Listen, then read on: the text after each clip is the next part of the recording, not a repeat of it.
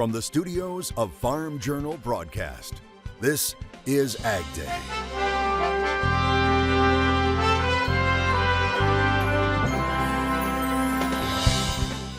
Learning all about where your bacon comes from. It was a good opportunity to share with people that don't really have any knowledge about the swine industry.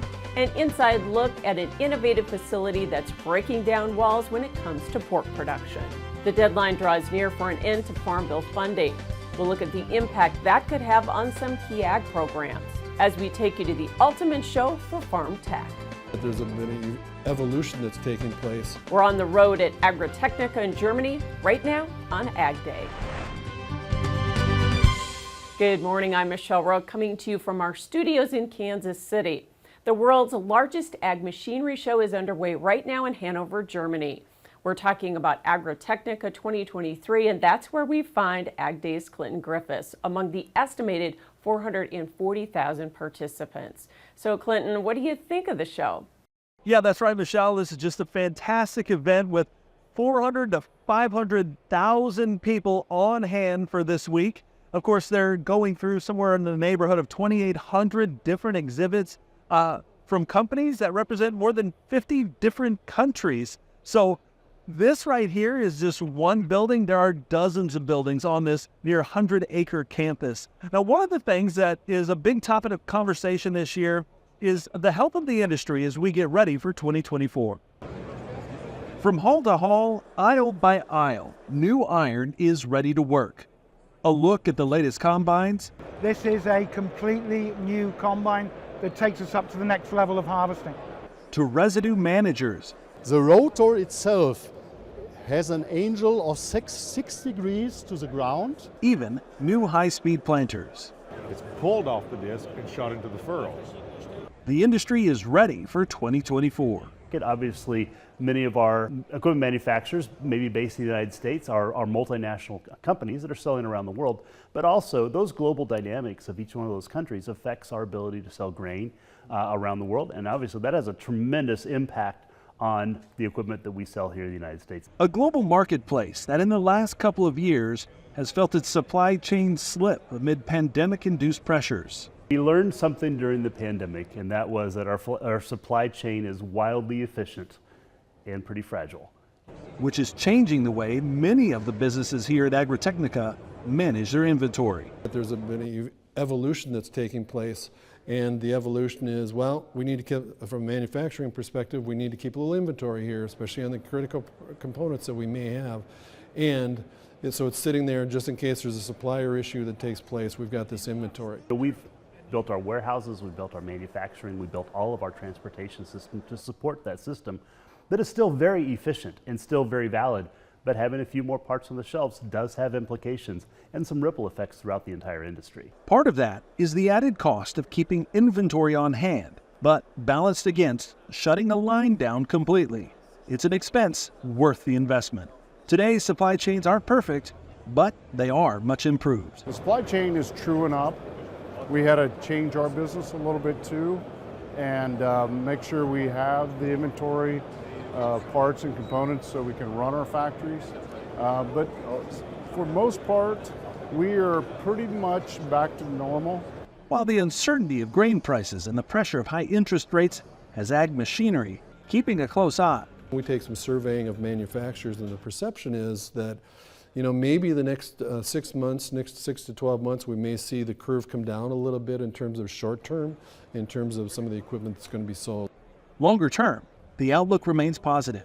New innovations driving efficiency and production across the globe. Of course, we've seen tons of innovative products while we've been here, and of course, innovation goes hand in hand with efficiency. We'll talk about that tomorrow on AgDay. Michelle? Thanks so much, Clinton. Happening right now, time is running out for Congress to avoid a government shutdown this weekend. Republican House Speaker Mike Johnson has come up with a two-step continuing resolution funding plan. Now, under that plan, the House would extend funding for many programs through January 19th. Funding for all other federal operations, including defense, would then expire on February 2nd. The measure includes a 2018 Farm Bill extension through September 2024 and funding for 21 orphan programs. but a handful of Johnson's fellow Republicans at last report were poised to block it. However, he believes he has bipartisan support from top congressional leaders. What we need to do is avoid the government shutdown. Why? Because that would unduly harm the American people. Troops wouldn't be paid. We know all the effects of that. And so we have to avoid that, and we have a responsibility to do it. The bill excludes funding requested by President Biden for Israel, Ukraine, and the U.S. border with Mexico. With the expiration of the Farm Bill looming, several USDA export programs are in jeopardy of losing funding. Last month, the agency announced $1.3 billion for the new Regional Agriculture Promotion, or RAP program. However, USDA Undersecretary Alexis Taylor spoke at the U.S. Meat Export Federation annual meeting about their concerns surrounding the status of this and existing USDA export programs without an extension of the Farm Bill. With the expiration of the Farm Bill and the uncertainty around those market development programs known as the Market Access Program, MAP, or the Foreign Market Development Program, FMD, wanting to make sure we continue to have confidence in the resources for our sector to be able to be in these markets in a competitive way. And Taylor says their research shows these programs are a great investment of federal or taxpayer dollars. For every $1 we invest, we see a $24 return on increased food and ag exports. These dollars are highly leveraged with industry dollars, with an over $1 to $1 match. And so we see a lot of benefit for these dollars. We also see the industry investing their own dollars to maximize that footprint. She says they're using those dollars to diversify markets and expand market access for U.S. ag products, as the U.S. is currently facing export headwinds, such as the strong U.S. dollar. Taylor just returned from trade missions to Chile as well as Southeast Asia, including Malaysia and Singapore. And something that could impact exports, a bridge fire in California, which could slow transit from the ports of Los Angeles and Long Beach. The fire erupted Saturday in 2 storage lots under Interstate 10. Investigators say it was caused by arson. The reported damage to the freeway could take 3 to 5 weeks to repair. Now, despite the challenges, the ports of Los Angeles and Long Beach are still operational and goods are continuing to move. However, experts say the removal of a section of the interstate, which typically handles 300,000 vehicles a day, is expected to have spillover effects. Harvest over the past week has been slow but steady. The latest crop progress report from USDA shows 88% of the corn crop has been harvested, along with 95% of the soybeans. Now, that's slightly behind where harvest was this time last year, but still ahead of the 5-year average. For soybeans, 13 states have now harvested more than 90%, with Louisiana and South Dakota reporting soybean harvest is completely done. North Carolina is the first state to report it has completed corn harvest, and in 9 other states, it's over the 90% mark. And it looks like another day for much of the country where farmers can continue to work on bringing in the harvest, plus possible beneficial rains for some areas in the south. Meteorologist Matt Engelbrecht has more. Yeah, we're keeping that quiet pattern around portions of the United States to finish up, as you said, that harvesting. But back down into the Gulf Coast states, there's that next system, that rain system that we've been talking about the last couple of days. It's going to continue to move off to the east very slowly. So this is going to be a decent soaker into parts of Georgia and Florida, and eventually lift out here to the northeast as our next system starts to take shape. So quiet through our Thursday morning and Thursday afternoon for a good portion of the United States.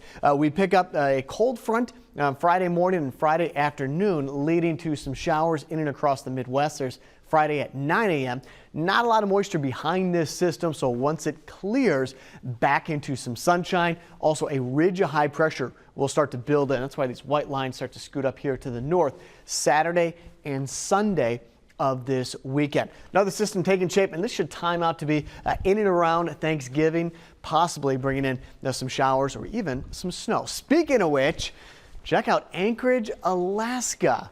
How about these wintry scenes?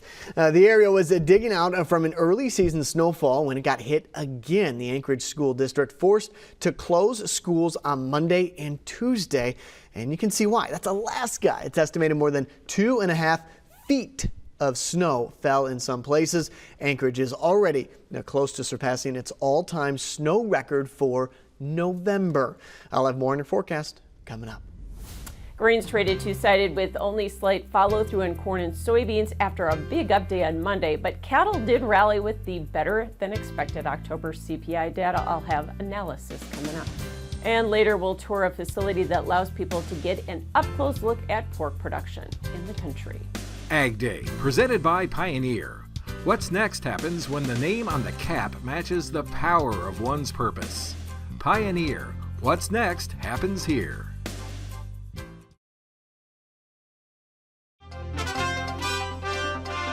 Row crops and cattle ended higher on Tuesday. Jeff Hogan with Professional Ag Marketing joining us. And after some two-sided trade, row crops did end to the plus side, Jeff. And the soybean market, got pushed by products. But, can we take out 14, I guess, is the big question. Yeah, I think it's in the cards. We obviously have some stuff going on from the South American weather standpoint. The midday forecast did get a little warmer here again today. And time matters here. In my mind, the early as we are in that growing season, the longer we kind of stretch this thing out, I think the more the soybeans can kind of auger themselves higher. Plus, you got to respect the U.S. Supply and demand balance sheet. That remains pretty tight here, and don't see that storyline changing. Yeah.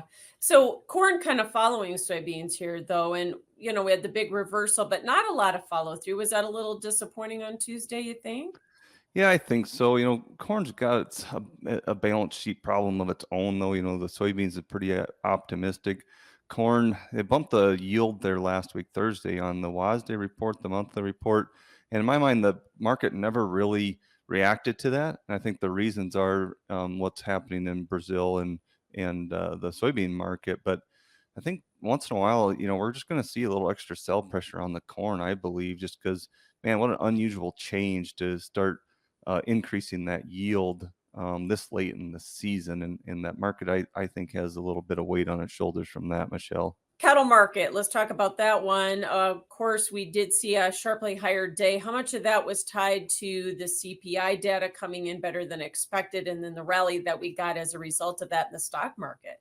I think like 100% of it. Nothing's 100% in this business, as you well know, but it really opened my eyes a bit today again, is that cattle market is really dependent on the economic situation. So maybe it's a combination of the outside markets reacting very positive, but also the cattle market being very concerned about the economic situation. I think the cattle was all about CPI report being a little bit softer here than expected. And, I'm a little disappointed in its close. Unfortunately, it didn't close on its highs like much of the outside markets did. Thanks so much, Jeff. Jeff Hogan with Professional Ag Marketing, and we'll have more Ag Day coming up. Ag Day is brought to you by the Advanced Acre RX program from Winfield United. To hear directly from farmers how Advanced Acre RX helps you get the most out of your season, visit winfieldunited.com/AARX.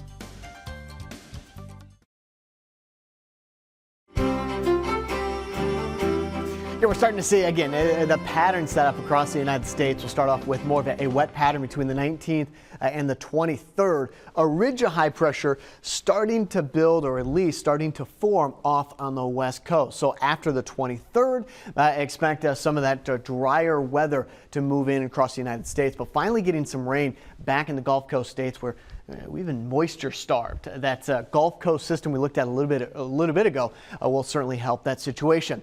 Now the temperature outlook is going to reflect a strong low pressure system moving across the United States next week, 19th through the 23rd. So we got a bit of a cool down. Now we go kind of in this light blue category, not way over here towards the left, but kind of in this below normal temp light blue situation in and across the United States. Broad area covered in that light blue, indicating that we're going to see a system working across the United States. It's not going to sit. That cold air isn't going to sit for an extended period of time. In fact, right on the heels, you got warmer or above normal temperatures on the west coast.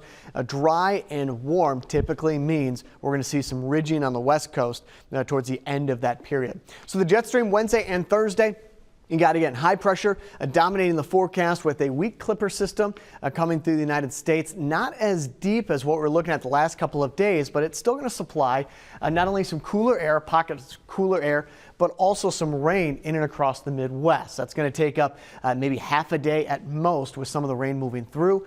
Breezy conditions in behind it as we match that trough up with a ridge of high pressure right on its heels. There's the jet stream coming up on Sunday, and another low pressure system starting to take shape on the west coast. That's going to move through and bring in some cool, if not colder air just in time for Thanksgiving.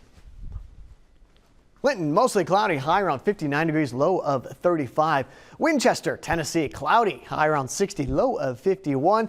Berlin, cloudy, New Hampshire, high of 47, low of 32 degrees. Ag Day is brought to you by Lamar's Toy Store, the largest and most diversified farm toy store in the U.S. They have new and old and do restorations and customizations too. You need to see it to believe it. Visit lamarstoystore.com or call us at 712-546-4305.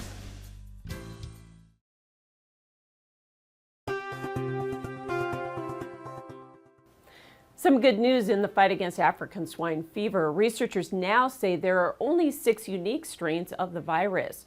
Researchers at USDA's Agriculture Research Service making that announcement. They say they have reclassified the number of virus strains from 25 down to only 6. This scientific innovation will hopefully make it easier for them to develop vaccines that match the different strains. Although the virus has caused economic losses to the global swine industry, there's not been any outbreaks here in the U.S. to date.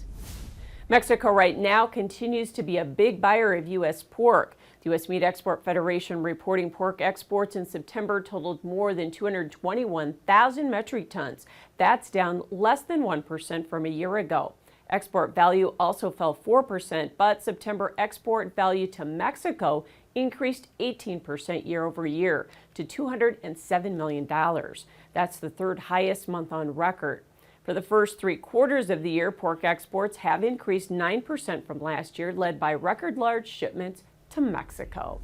Coming up, lifting the cover on pork production. How an innovative facility aims to demystify the industry for everyone in the country.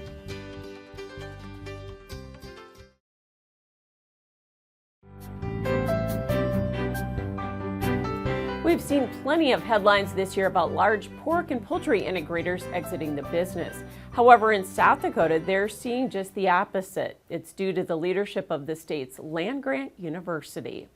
South Dakota and neighboring states have seen steady growth in pork production in the last decade due to a business-friendly climate. We have excess grain, excess soybean meal, we got land, we need to have jobs, right? And so if you look at the swine industry, that was a great place for it. But he says that doesn't mean the public doesn't have concerns and questions. What does the manure do to the water? How bad's the odor going to be? What's going to be truck traffic? Are you humanely treating those animals? So in 2016, SDSU built a new swine facility, and one of the goals was to demystify pork production through transparency. Due to biosecurity reasons, we don't want to have people come into our barns for the risk of bringing disease in. And so what we've done, we've designed the barn so we can bring people in from the outside without them having to shower in. We open the doors, they can see everything that we have.